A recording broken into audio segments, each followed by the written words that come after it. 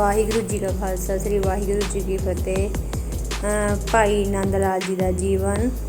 ਦਰਵੇਸ਼ ਸੁਭਾਅ ਤੇ ਲੌਕਿਕ ਸ਼ਖਸੀਅਤ ਦੇ ਮਾਲਕ ਭਾਈ ਨੰਦ ਲਾਲ ਜੀ ਦਾ ਜਨਮ 1633 ਈਸਵੀ ਨੂੰ ਦੀਵਾਨ ਸੱਜੂਮਲ ਦੇ ਘਰ ਗਜਨੀ ਵਿਖੇ ਹੋਇਆ। ਦੀਵਾਨ ਸੱਜੂਮਲ ਫਾਰਸੀ ਅਤੇ ਅਰਬੀ ਭਾਸ਼ਾ ਦੇ ਚੰਗੇ ਵਿਦਵਾਨ ਸਨ।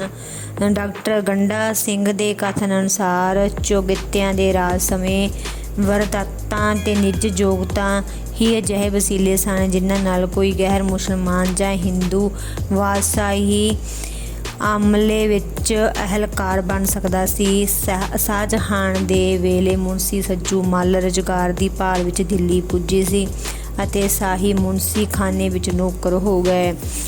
ਦਿੱਲੀ ਉਸ ਵੇਲੇ ਮੁਗਲਾਂ ਦੀ ਰਾਜਧਾਨੀ ਸੀ। ਇੱਥੇ ਵੀ ਸੱਜੂਮਲ ਦਾ ਮੇਲ ਦਾਰਾ ਸ਼ਿਕੋਹ ਨਾਲ ਹੋਇਆ।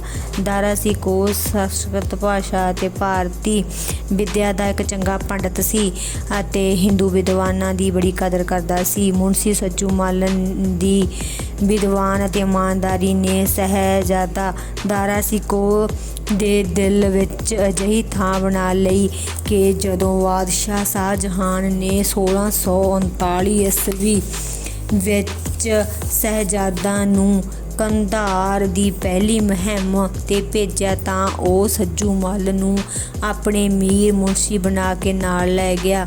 ਉੱਥੇ ਜਾ ਕੇ ਮੁਨਸ਼ੀ ਸੱਜੂਮਲ ਦੀਵਾਨ ਦੀ ਪਦਵੀ ਉੱਪਰ ਨਿਯੁਕਤ ਹੋ ਗਏ ਅਤੇ ਜਲਦੀ ਹੀ ਬਹੁਤ ਸਾਰੀ ਮਾਲੀ ਪ੍ਰਬੰਧਕ ਅਤੇ ਫੌਜੀ ਮਾਮਲਿਆਂ ਵੀ ਉਹਨਾਂ ਦੇ ਹਵਾਲੇ ਹੋ ਗਏ। ਸ਼ਹਿਜ਼ਾਦਾ ਤਾਂ ਛੇਤੀ ਹੀ ਕੰਧਾਰ ਤੋਂ ਪਰਤ ਆਇਆ, ਪਰ ਮੁਨਸ਼ੀ ਸੱਜੂਮਲ ਆਪਣੇ ਆਤਮ ਸਮੇਂ ਤੱਕ ਉੱਥੇ ਹੀ ਟਿਕੇ ਰਹੇ। ਰਵਾਇਤ ਅਨੁਸਾਰ ਦੀਵਾਨ ਸੱਜੂਮਲ ਦੇ ਘਰ ਪੈਦਾ ਹੋਈ ਔਲਾਦ ਬਚਦੀ ਨਹੀਂ ਸੀ ਅਤੇ ਛੋਟੀ ਉਮਰੇ ਹੀ ਬੱਚੇ ਰੱਬ ਨੂੰ ਪਿਆਰੇ ਹੋ ਜਾਂਦੇ ਸਨ। ਦੀਵਾਨ ਸੱਜੂਮਲ ਦੀ 50 ਸਾਲ ਦੀ ਉਮਰ ਤੱਕ ਉਹਨਾਂ ਦੇ ਕੋਈ ਬੱਚਾ ਨਹੀਂ ਸੀ ਬਚਿਆ। ਇਸ ਕਰਕੇ ਭਾਈ ਨੰਦ ਲਾਲ ਦੇ ਜਨਮ ਸਮੇਂ ਵੀ ਪਰਿਵਾਰ ਨੇ ਖੁਸ਼ੀ ਨਾ ਮਨਾਈ। ਜਦੋਂ ਭਾਈ ਨੰਦ ਲਾਲ ਜੀ ਦੀ ਉਮਰ ਉਹ ਹੱਦ ਟੱਪ ਗਏ ਜਿਸ ਵਿੱਚ ਉਹਨਾਂ ਦੇ ਭੈਣ ਭਰਾ ਪ੍ਰਭੂ ਨੂੰ ਪਿਆਰੇ ਹੋ ਜਾਂਦੇ ਸਨ, ਤਦ ਉਹਨਾਂ ਦੇ ਪਿਤਾ ਨੇ ਉਹਨਾਂ ਦੀ ਦੇਖਭਾਲ ਤੇ ਪੜ੍ਹਾਈ ਲਿਖਾਈ ਦਾ ਸਹਿਯੋਗ ਪ੍ਰਬੰਧ ਕੀਤਾ। ਅਰਬੀ ਭਾਸ਼ਾ ਦਾ ਇੱਕ ਅਧਿਆਪਕ ਉਹਨਾਂ ਨੂੰ ਅਰਬੀ ਭਾਸ਼ਾ ਵਿੱਚ ਪ੍ਰਵੀਨ ਬਣਾਉਣ ਲਈ ਨਿਯੁਕਤ ਕਰ ਦਿੱਤਾ। ਜਿਵੇਂ ਕਿ ਪਹਿਲਾਂ ਜ਼ਿਕਰ ਹੋ ਚੁੱਕਾ ਹੈ ਕਿ ਸੱਜੂਮਲ ਖੁਦ ਵੀ ਅਰਬੀ ਭਾਸ਼ਾ ਦੇ ਇੱਕ ਚੰਗੇ ਵਿਦਵਾਨ ਸਨ। ਉਹ ਖੁਦ ਵੀ ਭਾਈ ਸਾਹਿਬ ਦੀ ਪੜ੍ਹਾਈ ਲਿਖਾਈ ਵਿੱਚ ਰੁਚੀ ਲੈਣ ਲੱਗੇ।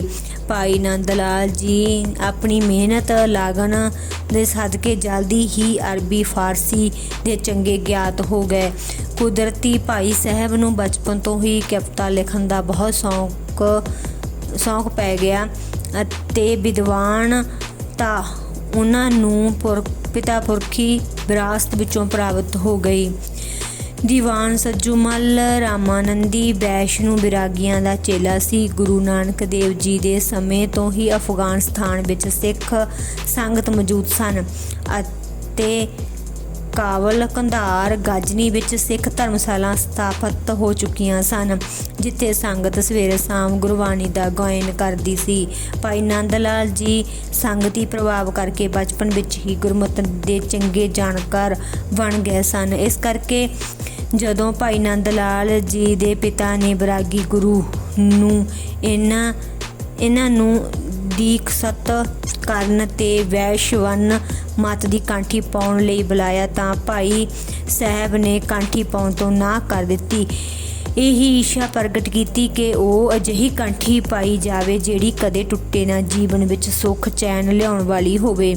ਬਾਣੀ ਰੂਪੀ ਕਾਠੀ ਪਾਉਣ ਦੀ ਇੱਛਾ ਜ਼ਾਹਰ ਕੀਤੀ। ਇਸ ਕਥਨ ਤੋਂ ਇਹ ਪ੍ਰਤੀਤ ਹੁੰਦਾ ਹੈ ਕਿ ਉਸ ਸਮੇਂ ਤੱਕ ਭਾਈ ਸਾਹਿਬ ਜੀ ਆਸਾ ਦੀ ਵਾਰ ਤੋਂ ਜਾਣੂ ਸਨ ਜਿਸ ਵਿੱਚ ਪਾਂਡੇ ਨੇ ਐਸੇ ਜਨੇਊ ਪਾਉਣ ਲਈ ਕਿਹਾ ਜੋ ਕਦੇ ਨਹੀਂ ਟੁੱਟਦਾ।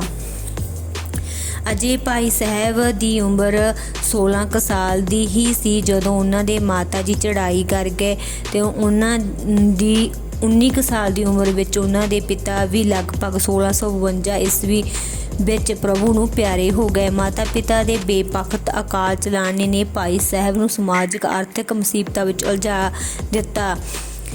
ਆਪਣੇ ਤੋਂ ਇਲਾਵਾ ਆਪਣੇ 2 ਛੋਟੇ ਭਰਾਵਾਂ ਦੀ ਸੇਵਾ ਸੰਭਾਲ ਵੀ ਇਹਨਾਂ ਨੂੰ ਕਰਨੀ ਪੈ ਗਈ। ਭਾਈ ਸਾਹਿਬ ਨੇ ਆਪਣੇ ਪਿਤਾ ਦੀ ਥਾਂ ਨੌਕਰੀ ਕਰਨ ਦੀ ਇੱਛਾ ਕੀਤੀ ਪਰ ਸਫਲ ਨਾ ਹੋ ਸਕੇ।